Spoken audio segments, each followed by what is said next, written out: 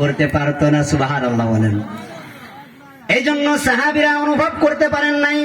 পালকি উটের পিঠে উঠাই দিলেন, হাওদাটা উঠাই দিয়েছিলেন। আম্মা জান আয়েশা সিদ্দিকা যখন হাজত পুরা করার জন্য বাইরে গিয়েছিলেন, তখনও কোনো সাহাবী দেখেন নাই। এই জন্য সাহাবীরা বুঝতে পারে নাই। হাওদার উটের উপরে হাওদাটা উঠাই দিয়ে, পালকিটা উঠাই দিয়ে কাফেলা রওনা হয়ে গেল। আম্মা জান আয়েশা সিদ্দিকা সেখানেই বসে রইলেন।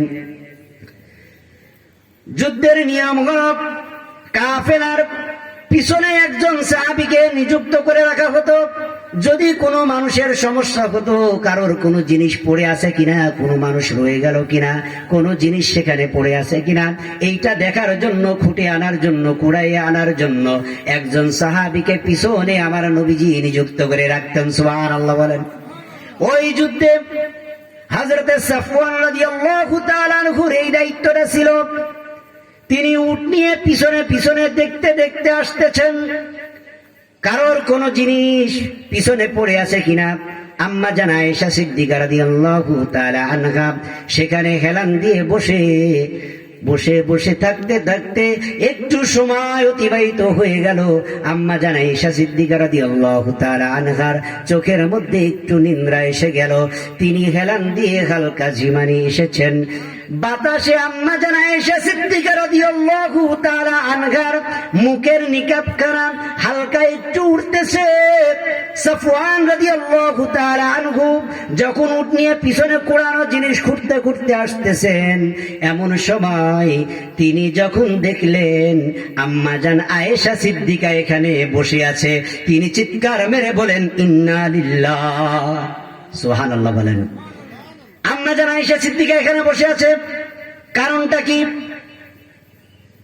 সাথে সাথে তার গলার আওয়াজ শুনে, ইন্না লিল্লাহ শুনে আম্মা জান আয়েশা সিদ্দিকার ঘুমটা ভেঙে গেল। কাপড় দিয়ে নিজেকে আবৃত করে নিলেন, ভালোভাবে মুখটা ঢেকে নিলেন, পর্দা করে নিলেন। আম্মা জান আয়েশা সিদ্দিকা রাদিয়াল্লাহু তাআলা আনহা বললেন, আমার হাজত পুরা করতে গিয়ে একটু দেরি হয়ে গিয়েছিল, যার কারণে কাফেলা চলে গেছে, তারা বুঝতে পারে নাই আমি হাওদার মধ্যে নেই। সাফওয়ান রাদিয়াল্লাহু তাআলা আনহু তার উটটা টেনে নিয়ে আম্মা জান আয়েশা সিদ্দিকা রাদিয়াল্লাহু তাআলা আনহার সামনে বসাই দিলেন। আম্মা জান উটের পিঠে উঠলেন। সাফওয়ান রাদিয়াল্লাহু তাআলা আনহু উটের রশি ধরে সামনের দিকে টানতে টানতে চলতে থাকলেন। সামনের দিকে টানতে টানতে যখন নিয়ে গেলেন, কাফেলার সঙ্গে কিছু দূর যাওয়ার পরে কাফেলার সঙ্গে মুলাকাত হয়ে গেল। যখন কাফেলার সঙ্গে মুলাকাত হয়ে গেল, কাফেলার সঙ্গে মুলাকাত হওয়ার পরে তারা সকলেই মদিনায় ফিরে গেলেন। মদিনায় ফিরে যাওয়ার পরে আম্মা জান আয়েশা সিদ্দিকা রাদিয়াল্লাহু তাআলা আনহা বাসার মধ্যে যাওয়ার পরে অসুস্থ হয়ে পড়লেন। অসুস্থ হয়ে পড়লেন।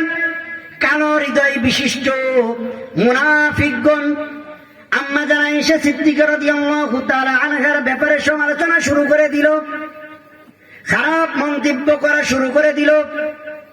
সাফওয়ান রাদিয়াল্লাহু তাআলা আনহুর সাথে আম্মা জান আয়েশা সিদ্দিকা পিছনে রয়ে গেছেন। কারণটা কি? কাফের মুনাফিকেরা যারা কালো হৃদয়ের মুনাফিক, সবথেকে বড় ষড়যন্ত্রকারী যেই মুনাফিকগুলা, তারা সমালোচনা শুরু করে দিল, খারাপ কথা বলতে শুরু করে দিল। কিছু নরম হৃদয়ের মুসলমানরাও তাদের এই মন্তব্যে সাড়া দিয়ে দিল। তাদের মুখ দিয়েও কিছু অশ্লীল বাক্য বের হয়ে গেল। নাউজুবিল্লাহ বলেন।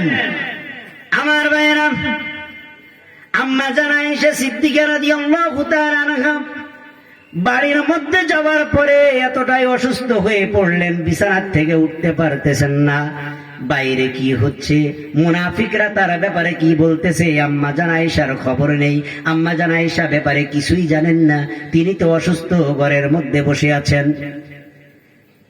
কিছুদিন কেটে গেল, আমার নবীও তার ঘরের মধ্যে প্রবেশ করতেছেন না। আম্মা জান আয়েশা সিদ্দিকা মনে মনে চিন্তিত, আমি অসুস্থ করে নবীজি আমার বেশি বেশি খবর নেই। কয়েকদিন হয়ে গেল, আমার নবীও আমার ঘরের মধ্যে আসতেছে না, ব্যাপারটা কি? এমন সময় উম্মে মিফতা নামে হযরতে আবু বকর রাদিয়াল্লাহু তাআলা আনহুর খালাতো ভাই উনি তার ঘরের মধ্যে প্রবেশ করলেন।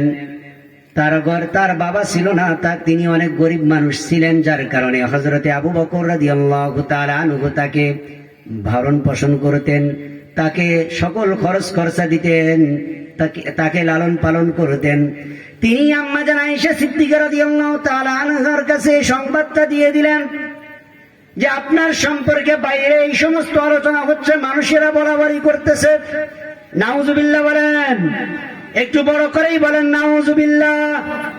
আমার ভাইয়েরা, আম্মা জান আয়েশা সিদ্দিকা রাদিয়াল্লাহু তাআলা আনহা কাঁদতে লাগলেন, এত কাঁদতে লাগলেন, আম্মা জান আয়েশা রাদিয়াল্লাহু তাআলা আনহার চোখ থেকে নিদ্রা সরে গেল।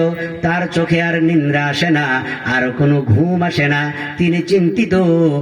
হাদিসে এসেছে 1 মিনিটের জন্য তার চোখ থেকে অশ্রু ঝরা বন্ধ হয় না।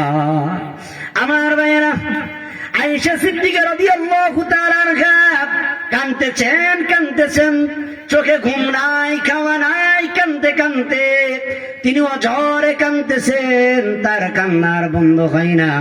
আমার নবী সাহাবীদের সামনে দাঁড়ালেন, মসজিদের মেম্বারে দাঁড়িয়ে সাহাবীদেরকে ডাক দিয়ে বললেন, সাহাবীরা, আমি আমার পরিবার সম্পর্কে জানি, আমার পরিবার পবিত্র। সুবহানাল্লাহ বলেন। আল্লাহর কসম করে বলতেছি, আমার পরিবার সম্পর্কে আমি জানি, আমার পরিবার পবিত্র। সুতরাং তোমাদের মধ্যে থেকে যারা অশ্লীল বাক্য বলেছো, সমালোচনা করেছো, তাদের মধ্যে থেকে কে আছে যে আমার কাছে আসো, তোমরা ক্ষমা প্রার্থনা করো। আমার ভাইয়েরা, এমত অবস্থায় হযরতে ওমর রাদিয়াল্লাহু তাআলা আনহু দাঁড়িয়ে গেলেন, ডাক দিয়ে বলে, ইয়া রাসূলুল্লাহ, ইয়া হাবিবাল্লাহ, হুজুর, আমরা সাক্ষ্য দিচ্ছি আপনার পরিবার পবিত্র। যেই নবীর শরীরে আল্লাহ পাক রব্বুল আলামিন মশা মাছি বসাটাকে হারাম করে দিয়েছে। সুবহানাল্লাহ বলেন। যেই মশা মাছি বসাকে আল্লাহ পাক রব্বুল আলামিন হারাম করে দিয়েছেন, কারণ মশা মাছি নাপাক জায়গায় বসে থাকে, তাদের শরীরেও নাপাক থাকে। আপনার এই নাপাক মশা মাছি আপনার শরীরের উপরে বলবে, আমার আল্লাহ এটা মেনে নিতে পারেন না। সুবহানাল্লাহ বলেন। যে আল্লাহ আপনার শরীরে মশা মাছি বসাকে হারাম করেছেন, ওই আল্লাহ আপনার পরিবারকে এত বড় অপবাদ, এইভাবে অপবিত্র কেমনে করবেন, কেমনে হেফাজত করবেন না, এটা কখনোই হতে পারে না। সুবহানাল্লাহ বলেন। হযরতে ওমর ফারুক ডাক দিয়ে বলেন, হুজুর, আপনার পরিবার পবিত্র, আমি সাক্ষ্য দিচ্ছি। হযরতে আলী কাররামাল্লাহু ওয়াজহু ডাক দিয়ে বলেন, ইয়া রাসূলুল্লাহ, ইয়া হাবিবাল্লাহ, যে আল্লাহ পাক রব্বুল আলামিন আপনার কদম মুবারকের তলায় জুতা থাকে, সেই জুতার নিচে যখন একটা মশার রক্ত লেগেছিল, আমার আল্লাহ ডাক দিয়ে বলে, দোস্ত, তোমার পায়ের জুতাটা খুলে ফেলো, কারণ সেখানে মশার রক্ত লেগেছে। সুবহানাল্লাহ বলেন। মশার রক্ত লাগাটাকে, 1 ফোঁটা রক্ত লাগাটাকে যে আল্লাহ অপছন্দ করেন, 1 ফোঁটা মশার রক্ত